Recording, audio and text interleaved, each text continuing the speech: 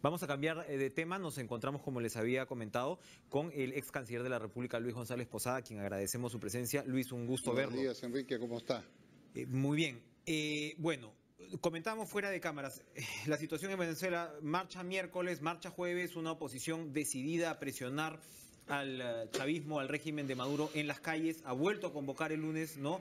Una marcha en la cual exigen un adelanto de elecciones y la liberación de los presos políticos, encabezando la lista. Evidentemente, el adelanto de elecciones no es algo a lo que al parecer Maduro estaría dispuesto. Hay quienes dicen que, sin embargo, sí hay una disponibilidad de parte del régimen venezolano de negociar, a pesar de la altisonancia del discurso. ¿Usted qué opina para luego entrar, digamos, a lo que podría ser la salida de esta crisis que parece no terminar, ¿no? Digamos que estamos en una situación extremadamente grave porque vemos por televisión, escuchamos por las radios, vemos fotografías de la extrema crueldad del gobierno de Maduro con la oposición. En estos momentos tenemos registrados 8 muertos, 580 heridos, muchos de ellos graves por balazos que han disparado los llamados colectivos, que son los paramilitares, Exacto, los matones chavistas. Las milicias. El nivel de represión es impresionante. 430 detenidos en estas últimas jornadas y un total de 152 presos políticos. Todo esto se produce ante la vista y paciencia del mundo. Vemos desfilar a las tropas por las calles, con las tanquetas, con los llamados reservistas, que son gente vinculados ahí a sus uniformados, y vemos a un presidente que es un matón y que anuncia que va a entregar 500.000 fusiles, claro que es una ñagaza eso, ¿no? A los reservistas para que defiendan la revolución. En algunos momentos dice contra el imperialismo yanqui que quiere invadir Venezuela, y en eso también a veces ha dicho el disparate de que el gobierno de Pedro Pablo Kuczynski se había comprometido en ese tema en su reunión con el presidente de Estados Unidos. Este es el cuadro dramático que nos encontramos, lamentable. Porque a eso se suma, Enrique, que estamos viendo en Venezuela un genocidio social. No hay medicinas, no hay comida, no hay atención a la gente más pobre. La inflación se dispara el próximo año a 2000%. Tienen la más alta tasa de criminalidad, de asesinatos en el mundo, juntamente con Honduras, si no me equivoco.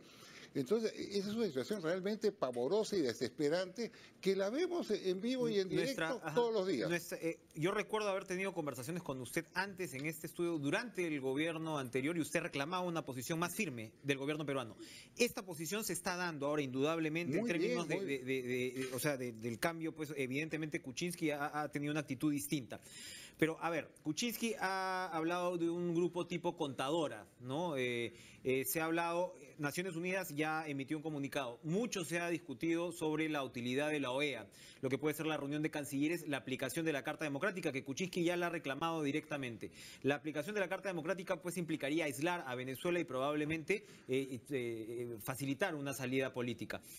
¿Cuál es la situación? ¿Por qué no podemos aplicar la Carta Democrática en la OEA después de todo este tiempo? Bueno, primero debemos saludar la posición del gobierno y la Cancillería, que han demostrado firmeza democrática y liderazgo en un tema tan sensible como el Venezuela, exponiéndose como se han expuesto a todo tipo de agravios, de insultos y de amenazas que caracterizan al chavismo, ¿no? Efectivamente, entiendo que el gobierno coordina para la aplicación de la Carta Democrática, pero quiero explicar dos cosas. Los países integrantes del sistema son 35. Usted para convocar a una reunión de del Consejo Permanente como está convocada y abrir el proceso necesita 18 votos. Los tuvo, presentaron 20. Pero para aplicar la Carta Democrática, y ahí viene el problema, necesita 24 votos, es que una yo mayoría creo que absoluta. no alcanzan. ¿Y sabe por qué no alcanzan?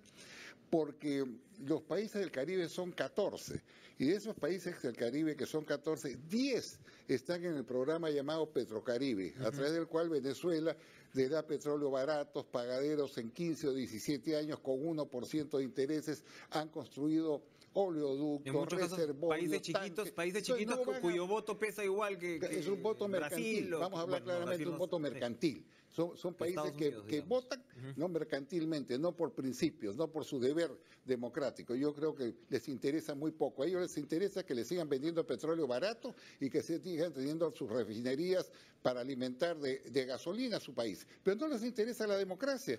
Yo muchas veces me he preguntado, ¿qué hacen ahí los países del Caribe, San Quintín y Neves, la Grenadina?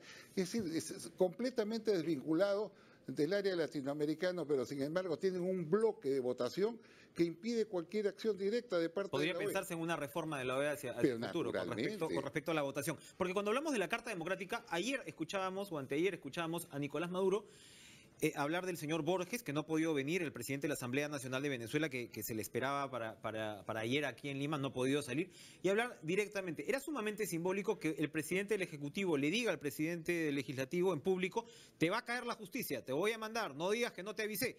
¿No? Es decir, es un presidente que usa a su antojo como policía el Poder Judicial.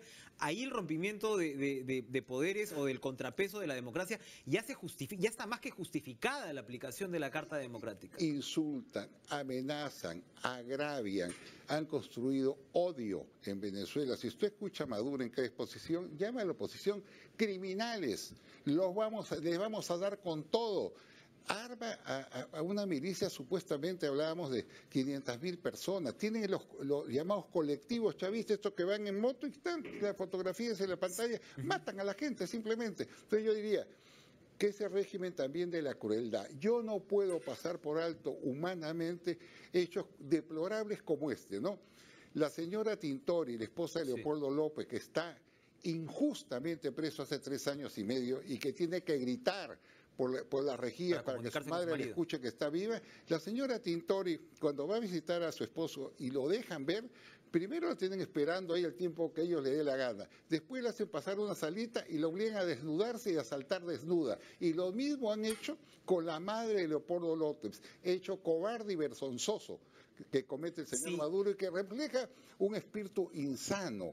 Odio y crueldad es lo que caracteriza ese régimen. Si la votación de la OEA no va a avanzar hacia la aplicación de la Carta Democrática, porque hay quienes confían todavía en el mecanismo de reunión de cancilleres, que puede haber algún tipo de negociación por ahí. Uno dice, claro, con el nivel de corrupción que tiene que haber en Venezuela y digamos este régimen cívico militar, ¿no? Dejar el poder va a ser muy difícil. ¿Qué hacer? ¿Usted estaría pensando en algún tipo de intervención militar, que es algo que se supone pues ya estaba desterrado hace mucho en el continente? Hay que agotar la vía diplomática con todos los peros que yo estoy poniendo, porque ellos han construido un andamiaje diplomático que lamentablemente tuvo como puntos de apoyo, de protección, de blindaje al gobierno del señor Lula en Brasil, y hay que decirlo, y al gobierno de la señora Kirchner en Argentina. Ellos fueron los padrinos del chavismo, los blindaron y los protegieron ante cualquier sanción. Y eso generó además, ¿no?, una especie de anorexia diplomática en los países de América Latina que no decían nada. Están mudos, callados. Por eso yo quiero resaltar esta nueva posición del gobierno del Perú, del gobierno de Brasil, del gobierno de Argentina, del mismo gobierno de Chile, que ha retirado a su embajador. Entonces, la pregunta es, ¿qué hacemos? ¿Qué pasaría, me preguntan, si aplicamos la Carta Democrática? Lo único importante, si se lograra ese objetivo, sería aislar a Venezuela, pero también que el Banco Interamericano de Desarrollo le corte los créditos. Ese es el único elemento de fuerza que tendríamos que podríamos utilizar. Pero también esta crisis, Enrique, nos ha demostrado la flacidez de los organismos que tenemos. Miren, nosotros, el chavismo ha construido el grupo del ALBA, ¿no?, que es simplemente para proteger la política del gobierno de Caracas, ¿no?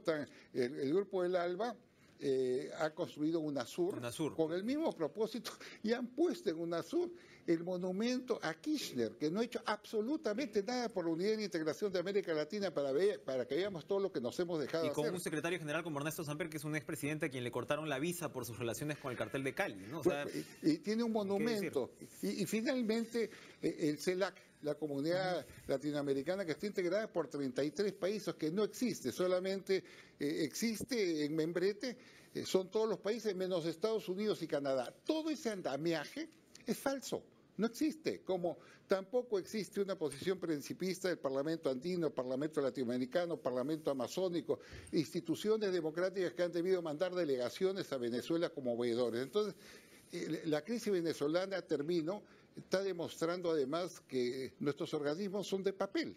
La gran pregunta es, ¿qué vamos a hacer en adelante? ¿Vamos a seguir con los ojos vendados permitiendo el genocidio? Yo sugiero, por ejemplo, que el gobierno del Perú debía retirar a toda su legación diplomática y reducir nuestra relación con Venezuela simplemente a nivel consular.